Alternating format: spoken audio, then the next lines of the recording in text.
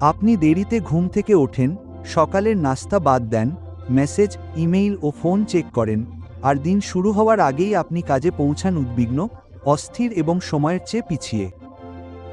অথবা হয়তো আপনি কলেজে পড়েন, সারা রাত জেগে থাকেন। আপনি ইনস্টাগ্রামে স্ক্রল করেন, অ্যালার্ম বেজে গেলেও ঘুমিয়ে পড়েন এবং তাড়াহুড়ো করেন। আপনি ক্লাসে অপ্রস্তুত ও চাপে ভরা অবস্থায় পৌঁছান এবং বাকি দিনটা আবেগগত ও পড়াশোনার দিক দিয়ে তাল মিলিয়ে চলতে ব্যয় করেন। বাড়িতে হয়তো সকালটা বেশ বিশৃঙ্খল, সবাই তাড়াহুড়ো করছে, কোনো শান্তি নেই, প্রার্থনা নেই, স্থিরতার মুহূর্ত নেই, আর সারাদিন পুরো পরিবারের ওপর বিরক্তি ভর করে থাকে। ঠিক কি না? আমরা সবাই এমন পরিস্থিতির মধ্য দিয়ে গেছি এবং আমরা চাই যে আমাদের দিনটি যেন ভালোভাবে শুরু হয়। এখন প্রতিদিনের একটি সহজ ও চমৎকার সূচনার জন্য এখানে কিছু পরামর্শ দেওয়া হলো।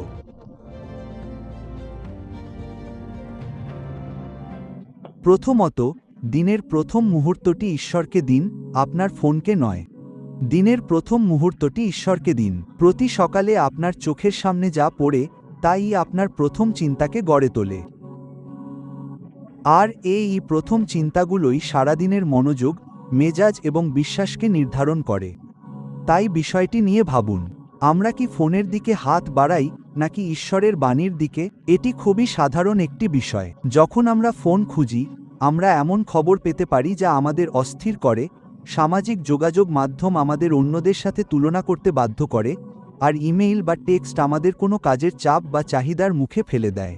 তাই ঈশ্বরের কাছে সুপ্রভাত জানানোর আগেই পৃথিবী আমাদের দখল করে নেয়, তাই না? তাই এখানে এমন কিছু আছে যা আমরা করতে পারি। দিনের জন্য ঈশ্বরকে ধন্যবাদ দিন। প্রথম 5 মিনিট শুধুমাত্র ঈশ্বরের সাথে কাটানোর জন্য বরাদ্দ রাখুন। কেবল আজকের দিনটির জন্য ঈশ্বরকে ধন্যবাদ জানান। একটি পদ উচ্চারণ করুন এবং সেই পদটি নিয়ে ধ্যান করুন, আর ঈশ্বরকে স্বীকার করুন যে এই দিনটি তারই। এবং এই একটি সিদ্ধান্তই আপনার বাকি দিনটিকে বদলে দিতে পারে। আর প্রভু যিশু ঠিক এটিই করতেন। মার্ক রাত 1:35। ভোর হওয়ার অনেক আগেই তিনি উঠে পড়লেন।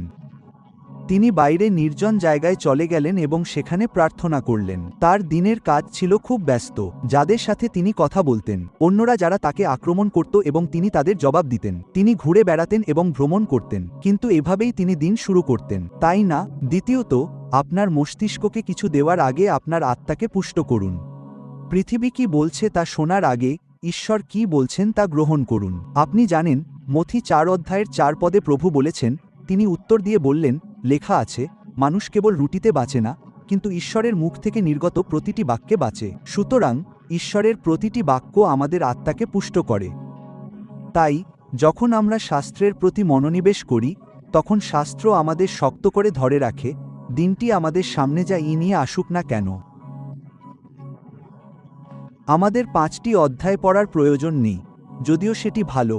আমরা একটি পদ বা কয়েকটি পদ দিয়ে শুরু করতে পারি, ধীরস্থিরভাবে বসে ঈশ্বরের কথা আমাদের হৃদয়ে গ্রহণ করতে পারি এবং ঈশ্বরের সাথে কথোপকথন করতে পারি। তাই লক্ষ্য কেবল তথ্য জানা নয়, বরং তার কাছাকাছি আসা। লক্ষ্য হল ঈশ্বরীয় প্রকাশ এবং আমাদের চিন্তাধারা ও চরিত্রের রূপান্তর। গীতসংহিতা 119 অধ্যায়ের 105 পদে বলা হয়েছে, আপনার বাক্য আমার পায়ের প্রদীপ ও আমার পথের আলো। তৃতীয়ত, আপনার উদ্দেশ্য নির্ধারণ করুন। জানুন আজ কি গুরুত্বপূর্ণ। আপনি জানেন, উদ্দেশ্য বা পরিকল্পনা ছাড়া একটি দিন অন্য মানুষের পরিকল্পনা, তাদের এজেন্ডা এবং তাদের ইচ্ছা দ্বারা নিয়ন্ত্রিত হয়। তাই ঘর থেকে বের হওয়ার আগে, গ্যাজেট খোলার আগে, সবকিছু শুরু হওয়ার আগেই শুধু একটু ভেবে দেখুন, আজ এমন একটি বা দুটি কাজ কি যা আমার করা প্রয়োজন? আমরা আমাদের কাজের তালিকার কথা বলছি না, বরং আসল বিষয়টি কি, এমন একটি বা দুটি কাজ কি যা আমরা আজ সম্পন্ন করতে চাই? সেগুলো লিখে রাখুন, সেগুলো ঈশ্বরের কাছে সমর্পণ করুন। হিতোপদেশ 16 অধ্যায়ের 3 পদে বলা আছে, তোমার কাজ সদাপ্রভুর কাছে সমর্পণ কর, তাতে তোমার সংকল্প সফল হবে। যারা দিনের শুরুতে স্পষ্ট অগ্রাধিকার ঠিক করে নেয়, তাদের দিনের শেষে অপ্রস্তুত বা বিভ্রান্ত বোধ করার সম্ভাবনা অনেক কমে যায়, তাই না?